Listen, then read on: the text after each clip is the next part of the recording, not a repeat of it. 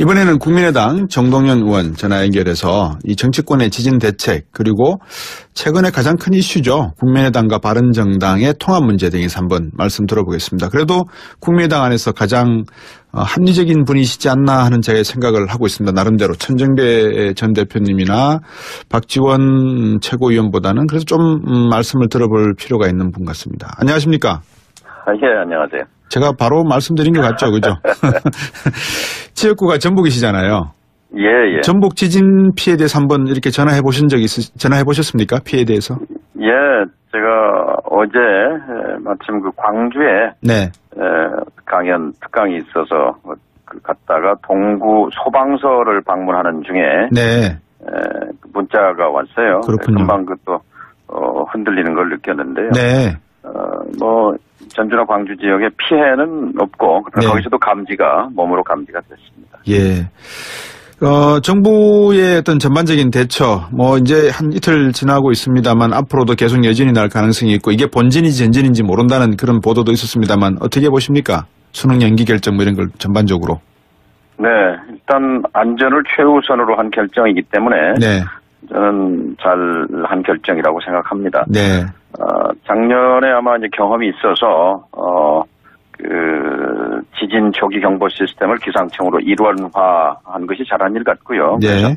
재난 문자가 신속하게 전달되고 예. 또 행정안전부에서는 즉각 중앙안전대책본부, 재난안전본부가 가동되고 한 것은 바람직합니다. 예. 그러니까 지진 발생 19초 만에 경보가 발령되고 그 뒤에 4초 뒤에 재난 문자가 발송되고 예. 신속하게 대응이 됐다고 하는데 이제 앞으로가 더 문제죠. 예. 박근혜 정부에서 그래도 해놓은 게 있네요, 그게. 작년에 경주 지진 이후에 보완했던 것 같고요. 예. 근데 다만 작년 예산 심의하면서 네. 지진 내진 관련해서 예산 250억을 77%를 깎아버렸어요. 그건 예. 200억을 삭감했는데 예. 그런 것들은 잘못한 것이고 올해는 달라져야죠. 예. 원전 안전성 문제. 지금 이게 지진이 일어난 포항이나 경주가 지난해 경주 같은 경우에 양산단층에서 일어난 거라 그러더라고요. 예. 거기에 우리 정동영 의원께서도 아시다시피 원전이 많지 않습니까? 네네. 어떻게 보십니까? 그렇죠. 우리나라 원전 24기 가운데 가장 원전이 집중되어 있는 곳이 지금 양산 그 단층, 활성 단층대 가까이에 밀집해 있지 않습니까? 예. 그래서 지진 예상 지역에 대한 전면적인 점검은 계속 최대한 하면 할수록 더 좋은 것이지요. 예. 그리고 돈이 들더라도 원전에 대한 그 안전성을 강화하는 것은 얼마든지 저는 국민 세금을 써야 한다고 생각합니다. 예. 이 원전과 함께 이제 지진에서 가장 노출되어 있는 게 철도, 교량, 네. 또 학교, 그렇지 않습니까? 네네. 여기에 설계된 내진율이 40%밖에 안 되거든요. 지금 예. 2034년까지 100%로 올리겠다고 했는데, 예. 이거는 이제 돈 때문에 군뱅이처럼 가는 거거든요. 그렇죠. 2034년이면 앞으로 그건 17년 뒤 얘기인데, 이런 것은 4대강 하면서 3년 동안에 22조도 집어넣었잖아요. 그렇습니다. 이런 건 속전속결로 네. 저는 돈을 써야 된다고 생각합니다. 역시 그 말씀하시는 걸 들어보니까 모르시는 부분이 없으시네요. 예? 아니 어제 원전 지진이 났으니까 좀 살펴봤습니다. 예. 방금 말씀해 주신 그런 내공이 사실은 지금 국민의당에 필요한 우리 정동영 의원이 아닌가 싶은데 지금 국민의당과 바른정당 통합 이야기가 나오고 있지 않습니까? 예. 오늘도 국민통합포럼에서 토론회가 열렸다고 하는데 그중에 참석한 사람이 의원이라고 하는데 인용문 열겠습니다. 햇볕 정책에 대한 찬반을 떠나서 권위주의든 보수든 역대 정권은 한반도 평화 유지와 관리를 위해 남북관계 개선과 협력을 추구했다. 적대적 대북 정책을 지향한 정권은 없었다. 인용문 닫습니다. 이런 이야기를 하면서 안보 정책에 있어서 지역주의 분야에서 공동분모 이렇게 좀 찾아내려고 하는 듯한 발언이 나왔다라고 하는데 안철수 쪽에서 말하는 이 의견 어떻게 들으셨습니까?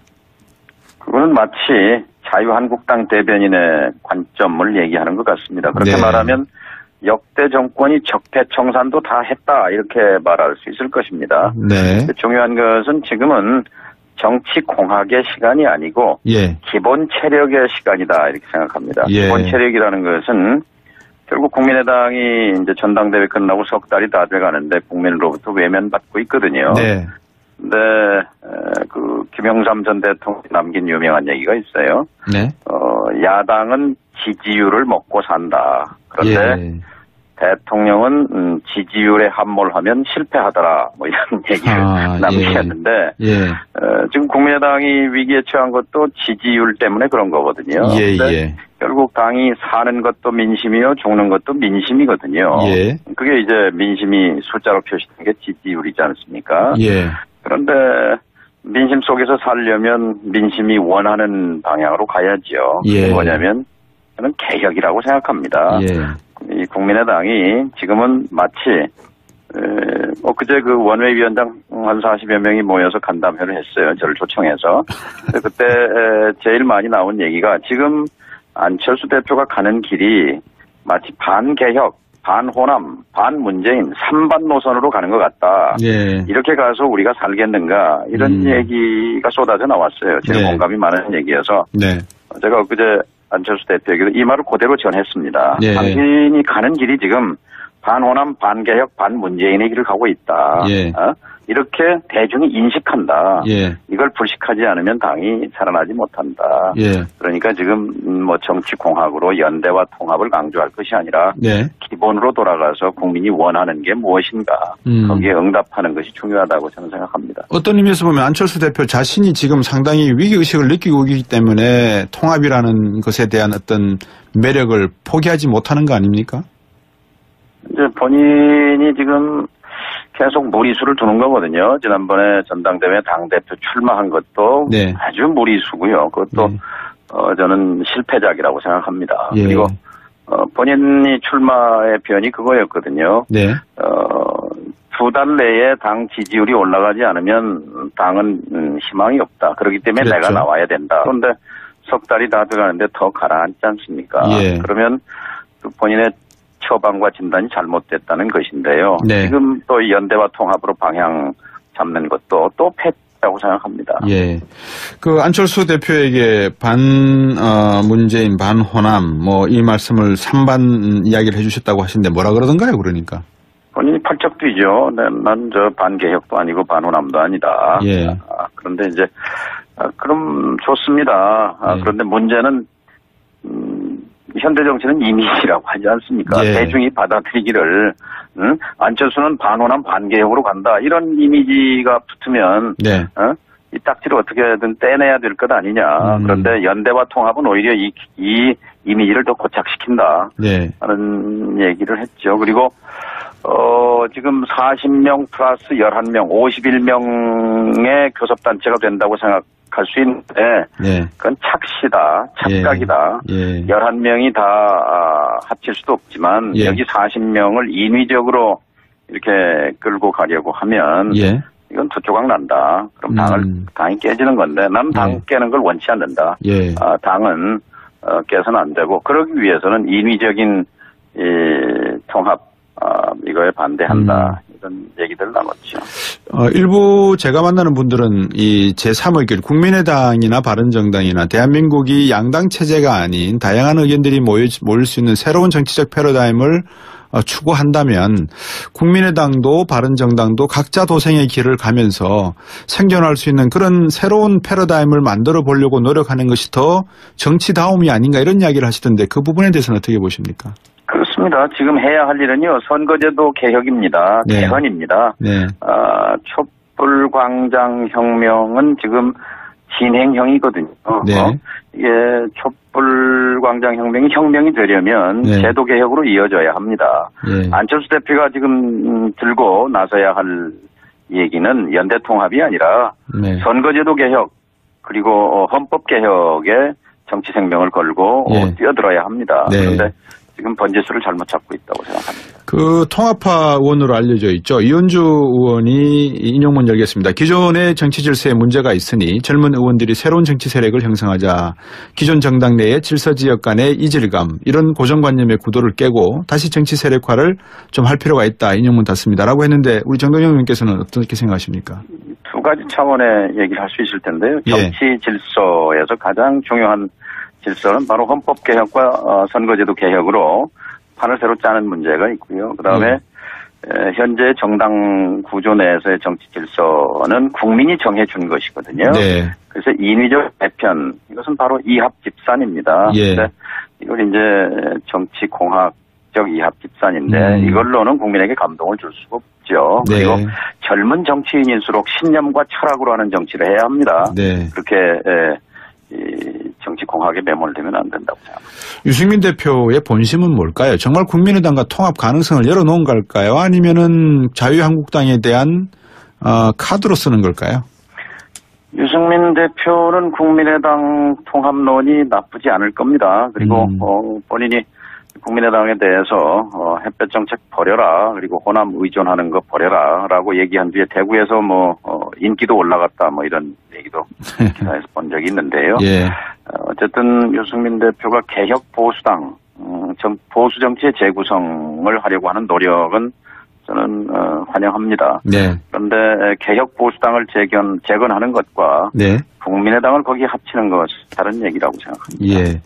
박지원 전 대표가 전응아들이 하는 짓이다, 이런 표현도 쓰셨습니다. 개판될 것이다. 끝장 토론이. 이런 말씀하시는데 21일 끝장 토론 어떻게 생각을 하십니까? 중요한 계기일 텐데요. 예.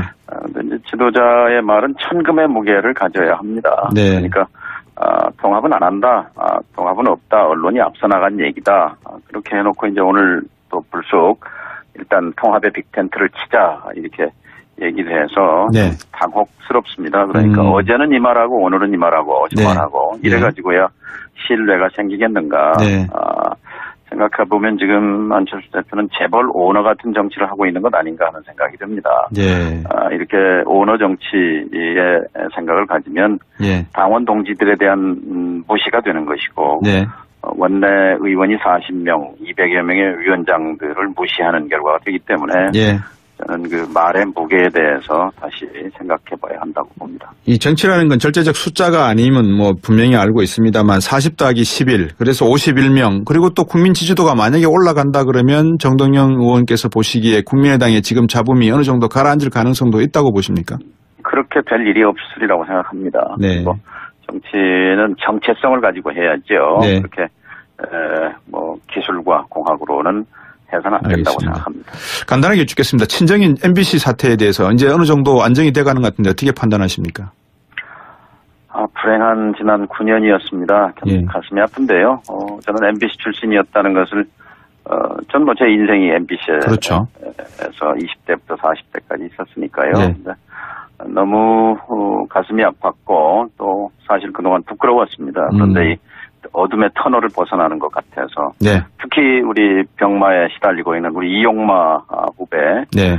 기자에게 그래도 뭔가 보람의 네. 희망의 빛을 전해주는 것 같은 참 기대를 걸고 있습니다. 예. MBC의 다시 네. 재생, MBC의 재구성이 필요하다고 생각합니다. 예. MBC의 사랑을 다시 한번 기대하면서 아무래도 21일 끝장 토론 때 정동연 의원이 갖고 계시는 안목, 정치인으로서 가지고 계시는 내공과 안목이 필요할 것 같습니다.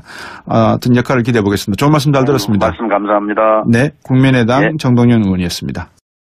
이번에는 국민의당 정동연 의원 전화 연결해서 이 정치권의 지진 대책 그리고 최근에 가장 큰 이슈죠. 국민의당과 바른정당의 통합 문제 등에서 한번 말씀 들어보겠습니다. 그래도 국민의당 안에서 가장 합리적인 분이시지 않나 하는 제 생각을 하고 있습니다. 나름대로 천정배 전 대표님이나 박지원 최고위원보다는 그래서 좀 말씀을 들어볼 필요가 있는 분 같습니다. 안녕하십니까? 예, 안녕하세요. 제가 바로 말씀드린 것 같죠, 그죠? 지역구가 전북이시잖아요. 예, 예. 전북 지진 피해에 대해서 한번 이렇게 전화해 보셨습니까? 피해에 대해서? 예, 제가 어제 마침 그 광주에 네. 강연 특강이 있어서 갔다가 동구 소방서를 방문하는 중에 네. 문자가 왔어요. 그렇군요. 금방 그또 흔든 24기 가운데 가장 원전이 집중되어 있는 곳이 지금 양산 그 단층, 활성 단층대 가까이에 밀집해 있지 않습니까? 예. 그래서 지진 예상 지역에 대한 전면적인 점검은 계속 최대한 하면 할수록 더 좋은 것이지요. 예. 그리고 돈이 들더라도 원전에 대한 그 안전성을 강화하는 것은 얼마든지 저는 국민 세금을 써야 한다고 생각합니다. 예. 이 원전과 함께 이제 지진에서 가장 노출되어 있는 게 철도, 교량, 네. 또 학교, 그렇지 않습니까? 네네. 네. 여기에 설계된 내진율이 40%밖에 안 되거든요. 지금 예. 2034년까지 100%로 올리겠다고 했는데, 예. 이거는 이제 돈 때문에 군뱅이처럼 가는 거거든요. 그렇죠. 2034년이면 앞으로 근 17년 뒤 얘기인데, 이런 것은 4대강 하면서 3년 동안에 22조도 집어넣었잖아요. 그렇습니다. 이런 건 속전속결로 저는 돈을 써야 된다고 생각합니다. 역시 그 말씀하시는 걸 들어보니까 모르시는 부분이 없으시네요. 예? 아니 어제 원전 지진이 났으니까 좀 살펴봤습니다. 예. 방금 말씀해 주신 그런 내공이 사실은 지금 국민의당에 필요한 우리 정동영 의원이 아닌가 싶은데 지금 국민의당과 바른정당 통합 이야기가 나오고 있지 않습니까? 예. 오늘도 국민 통합 포럼에서 토론회가 열렸다고 하는데 그 중에 참석한 사람이 의원이라고 하는데 인용문 열겠습니다. 햇볕 정책에 대한 찬반을 떠나서 권위주의든 보수든 역대 정권은 들리는 걸 느꼈는데요. 네. 전주나 광주 지역에 피해는 없고 거기서도 몸으로 감지가 됐습니다. 예. 정부의 어떤 전반적인 대처, 이제 한 이틀 지나고 있습니다만 앞으로도 계속 여진이 날 가능성이 있고 이게 본진인지 전진인지 모른다는 그런 보도도 있었습니다만 어떻게 보십니까? 수능 연기 결정 이런 걸 전반적으로. 네. 일단 안전을 최우선으로 한 결정이기 때문에 저는 잘한 결정이라고 생각합니다. 네. 작년에 아마 이제 경험이 있어서 지진 조기 경보 시스템을 기상청으로 일원화한 것이 잘한 일 같고요. 그래서 재난 문자가 신속하게 전달되고 또 행정안전부에서는 즉각 중앙안전대책본부, 재난안전본부가 가동되고 한 것은 바람직합니다. 그러니까 지진 발생 19초 만에 경보가 발령되고 그 뒤에 4초 뒤에 재난 문자가 발송되고 신속하게 대응이 됐다고 하는데 이제 앞으로가 더 문제죠. 예. 박근혜 정부에서 그래도 해놓은 게 있네요, 그게. 작년에 경주 지진 이후에 보완했던 것 같고요. 다만 작년 예산 심의하면서 내진 관련해서 예산 250억을 77%를 깎아버렸어요. 그건 200억을 삭감했는데 그런 것들은 잘못한 것이고 올해는 달라져야죠. 원전 안전성 문제. 지금 이게 지진이 일어난 포항이나 경주가 지난해 경주 같은 경우에 양산 단층에서 일어난 거라 그러더라고요. 거기에 우리 정동영 의원께서도 아시다시피 원전이 많지 않습니까? 네네. 어떻게 보십니까? 그렇죠. 우리나라 원전